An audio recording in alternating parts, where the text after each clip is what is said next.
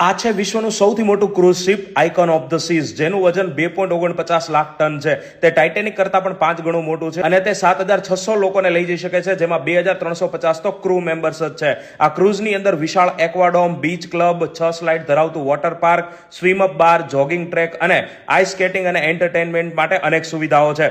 Icon ક્લાસનું આ પ્રથમ cruise Icon of the Seas છે અને એની બીજી સિસ્ટર ક્રૂઝ એટલે કે સ્ટાર ઓફ ધ સીઝ પણ બનીને તૈયાર છે, જે આટલી જ ક્ષમતાનું છે, એટલે કે એ પણ વિશ્વનું સૌથી મોટું ક્રૂઝ શિપ બનવાનું છે. 31 ઓગસ્ટ 2025 ના રોજ એ પોતાની પ્રથમ યાત્રા ઉપર નીકળશે કે જે 7 દિવસ માટે કેરેબિયન યાત્રા ઉપર નીકળવાનું છે. એની પ્રાઇસ લગભગ 1.5 લાખ ઇન્ડિયન રૂપીઝમાં હશે.